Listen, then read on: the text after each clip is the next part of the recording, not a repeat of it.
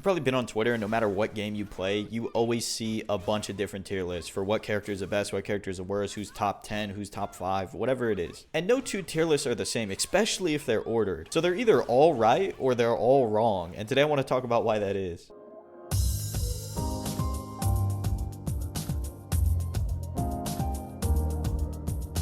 But before we do, if you enjoy this one, please consider subscribing. I'd really appreciate it. My theory on why every single tier list is different and why some of them are drastically different is because we don't put aside our actual versus our personal bad matchups. On paper, some characters are made to beat each other. Dhalsim is supposed to beat Zangief. That one we can all agree on. But then there's matchups that are sort of in the gray area. For example, Birdie versus Karen. I know in the past Birdie won that matchup, but now he's nerfed and he's supposed to be pretty even with her. I personally don't like the matchup. I personally think that he still wins, and I have a very hard time against him. But a Birdie player might still feel like Karen wins that matchup, and neither one of us are wrong. That's just a different in perspective, and that's like some people can't put aside their own personal bias when it comes to making the tier list. And so it's different, but that's what makes it their tier list. That's what makes it Punk's tier list, whoever it is. It's not a bad thing. It's just, that's what makes it personal. That's why they're so different. At least one part of it. The other thing is, like back in 2019, 2020, Japan came out with a Street Fighter V tier list where they put G at the bottom and the US had put G at the top. Now think about why that is. Why is there such a drastic jump in tier lists from region to region? It's because Japan didn't have a G player at the time. In the US, we had NuckleDo, we had Smug, and I think Dual Kevin. In Japan, they had nobody. Now they have Yanai, and if you go look at the tier list, he has jumped up significantly because Yanai is beating everybody's ass. As well as the fact that Itazan has even picked up G at this point, so he's probably going to go up even higher. A character can be triple S tier, but if nobody plays them or nobody shows us the potential of the character, we'll never know. And just because a character is triple S tier doesn't mean you're going to pick them up and automatically win. People put Menat at like A or A+.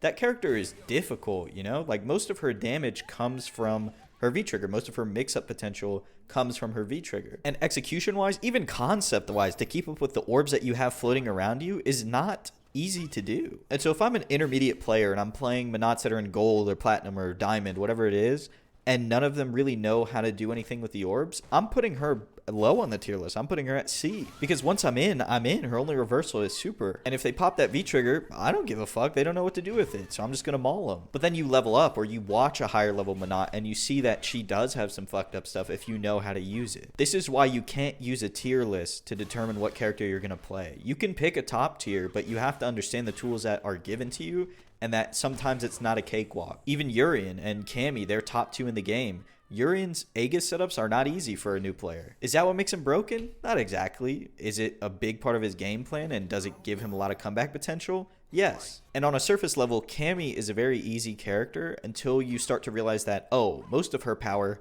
comes from pressure and I need to learn how pressure works and how to do these pressure strings in the corner and all this different stuff. And then you have to learn how to mix in dive kicks and space those dive kicks. Because 9 out of 10 times, no matter if that dive kick is plus or negative, your opponent is going to swing. They're not paying attention to whether you're hitting their toes or whatever the fuck's going on. They're going to swing afterwards. And it is much easier for you to misspace a dive kick and be negative even on hits sometimes and then get swung on. This is all to say that tier lists are an imperfect system. Everybody has a bias within their tier list.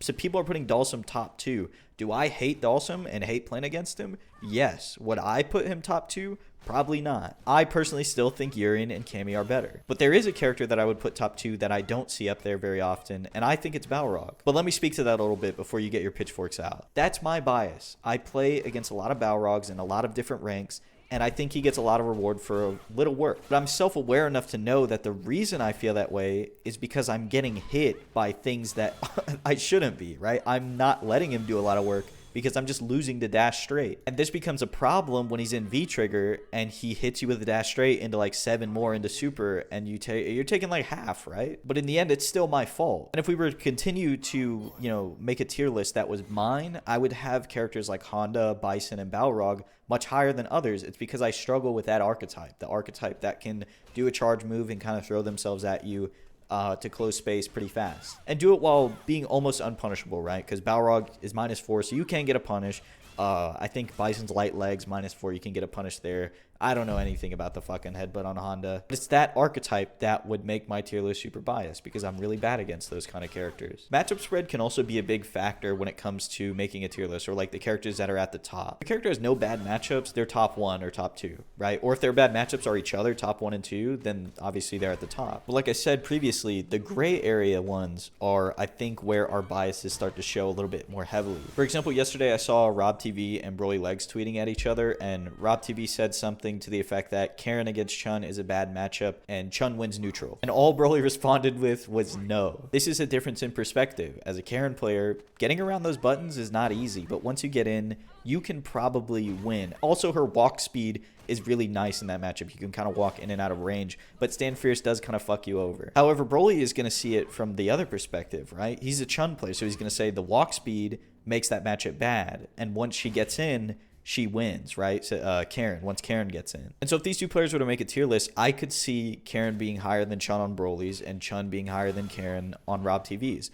Will this happen? I don't know. It depends on how much the player is willing to put aside their biases for their character that they play. It's hard to do that if you only play one character, because your vision of whatever character you're judging for your tier list is through one lens. These two players, though, play each other's characters, right? So Rob TV does play Chun and Broly does play Karen. So I don't think it would be, in their case, as biased. But if it was me, I don't play Chun, so I would probably agree with Rob TV. These are just some things to think about when you see a tier list on Twitter. Just like the grain of salt that you need to take it with, I guess. You got to think about, who does this person play? Do they play all the characters they're judging?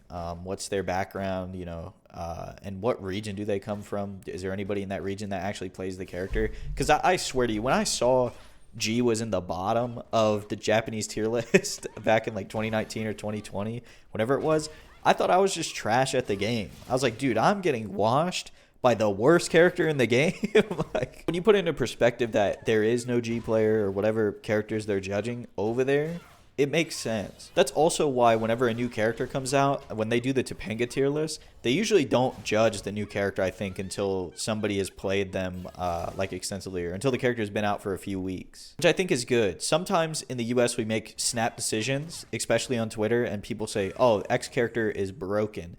In cases where that wasn't true, I would say Akira. Like, I personally thought Akira was really good when she came out. Now she's kind of meh, right? She's okay. You learn how to block the mix-ups and you're all right. Characters where we were right, I think, are Seth and Luke. To differing extents, though, Seth was broken. He was like mirror match after mirror match in the Pro League or whatever it was, Street Fighter League. It was like Seth versus Seth action every single week. Everybody's secondary was Seth because he's easy to play.